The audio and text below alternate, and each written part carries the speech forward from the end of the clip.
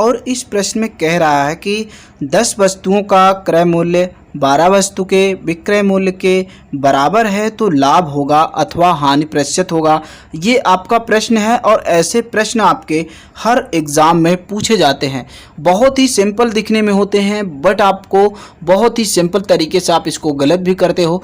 तो सिंपली देखिए क्या करेंगे, यहाँ पर दिया है कि 10 वस्तुओं का क्रय मूल्य 12 वस्तुओं के विक्रय मूल्य के बराबर है। तो आपको क्या लिखना है, यहाँ पर लिखना है 10 सीपी। सीपी का मतलब क्या होता है, कॉस्ट प्राइस यानी कि क्रय मूल्य। इसको आपको कर लेना है कितने के बराबर, जो कि आपके प्रश्न में दिया है 12 किसके बराबर, 12 एसपी। एसपी का मतलब क्या होता है मित्र, सेलिंग प्राइस यानी कि विक्रय मूल्य। तो प्रश्न में आपका दिया है कि 10 वस्तुओं का क्रय मूल्य 12 वस्तुओं के विक्रय मूल्य के बराबर है।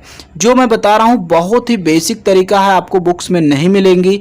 और अगर आप एक बार इसको देख लेंगे मित्र तो कभी आप ऐसे सैकड़ों सवाल हल करेंगे चुटकियों में। पहली बार आपको देखने में थोड़ा सा वक्त लगेगा, समझने में वक्त लगेगा, बट आप कभी भूलेंगे नहीं। तो देखिए यहाँ पर क्या करना है, आपको यहाँ पर लिखना है सीपी और ये जो एसपी है इसके नीचे लाना है, इधर से रोटेट कर देना है यानी कि आपको पक्षांतर कर लेना है। और ये जो 10 है इस 12 के नीचे लाना है तो यहाँ पर हो जाएगा 12/10। अब देखिए सिंपली आपका सीपी पता लग गया, कितना 12 हो गया सीपी और एसपी आपका हो गया है कितना 10। सीपी का मतलब हमने आपको बताया क्या मित्र, कास्ट प्राइस यानी कि क्रय मूल्य, और आपका जो एसपी होता है सेलिंग प्राइस यानी कि विक्रय मूल्य।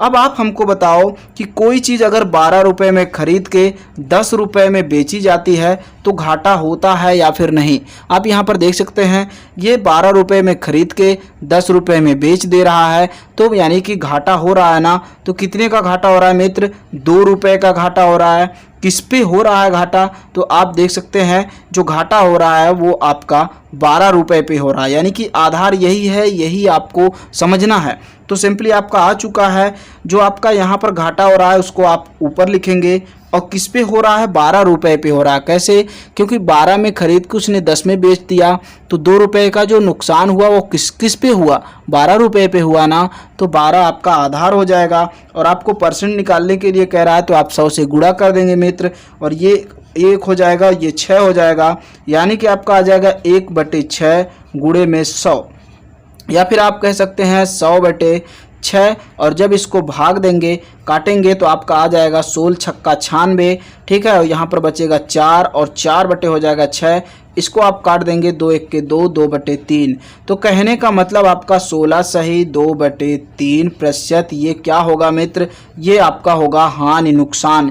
यहीं पे आपका पता लग गया कि आप कोई वस्तु 12 रुपये में लिए हो और मान लो मुझे 10 ही रुपये में दे दिए तो आपका नुकसान कितने का हुआ, 2 रुपये का। और 2 रुपये का जो ये नुकसान हुआ ये 12 रुपये पे हुआ। चलिए थोड़ा सा दिक्कत हुआ होगा पहले सवाल में, एक प्रश्न और देखते हैं अभी कैसे, देखिए समझ में आता है। और बिल्कुल ये टाइप आपको बुक में नहीं मिलेगी। तो दूसरा प्रश्न देखते हैं। तो ये रहा दूसरा प्रश्न आपके स्क्रीन पर। यहाँ पर मैंने बस थोड़ा सा चेंजेस किया है। मैंने कहा है कि 8 वस्तुओं का क्रय मूल्य 12 वस्तुओं के विक्रय मूल्य के बराबर है तो लाभ होगा यानी कि हानि होगा। यहाँ पर देखिए हमने गलत लिखा था, या ठीक है तो हो जाती है थोड़ी सी मिस्टेक, माफ़ी चाहेंगे। तो 8 वस्तुओं का क्रय मूल्य 12 वस्तुओं के विक्रय मूल्य के बराबर है तो 8 जो है आपको बताना है कि लाभ होगा कि हानि होगा। तो हमने पहले आपको क्या बताया, आपको सिंपली क्या मान लेना है मित्र, आपको यहाँ पर मान लेना है कितना, सीपी बराबर कितना है आपका, कितना है मित्र, यहाँ पर स्क्रीन पर आप देख लीजिए कि जो आपका सीपी का मतलब क्या होता है, सीपी का मतलब होता है क्रय मूल्य। क्या होता है, क्रय मूल्य। तो सिंपली आपको यहाँ पर देख सकते हैं कि 8 वस्तुओं का क्रय मूल्य जो है ये किसके बराबर है, तो ये 8 जो वस्तुओं का क्रय मूल्य है 12 वस्तुओं के विक्रय मूल्य के बराबर है। तो यहाँ पर आपको लिखना है क्या, 8 सीपी, और यहाँ पर आगे आपको लिखना है क्या, यहाँ पर ये देखिए विक्रय मूल्य है तो यहाँ पर लिखना है आपको 12 एसपी।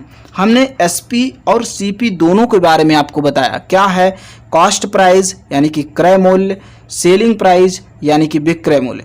अब आपको पक्षांतर कर लेना है CP/SP, इस पे इधर लाना है SP, ठीक है। और इस 8 को इधर ले जाना है यानी कि 12 बटे आपका हो जाएगा 8। इसको आप काट दीजिए, कितना हो जाएगा, 4 तिहाई 12, 4 दूनी 8, ठीक है।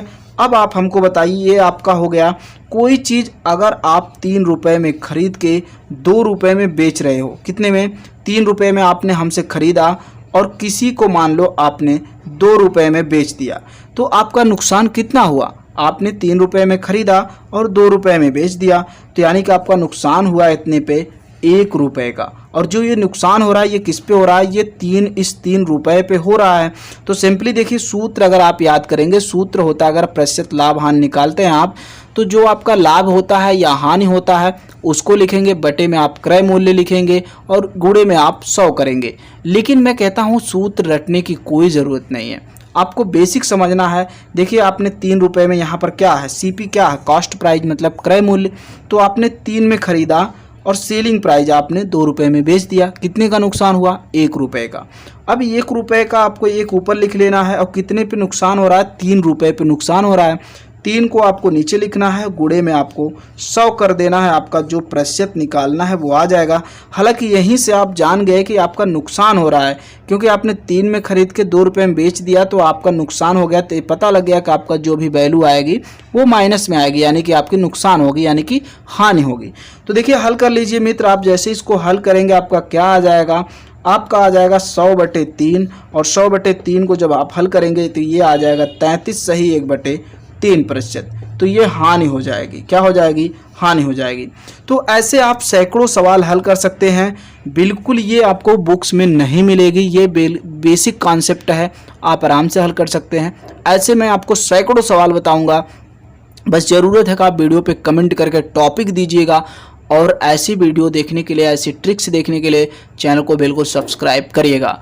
तो मित्र, ये सारी वीडियो आपको कैसी लगी प्लीज़ कमेंट सेक्शन में ज़रूर बताइएगा। फाइनली आप किसी भी टॉपिक पर वीडियो देखना चाहते हैं या फिर आपको समझ में नहीं आ रहा तो कमेंट सेक्शन में बता दीजिएगा।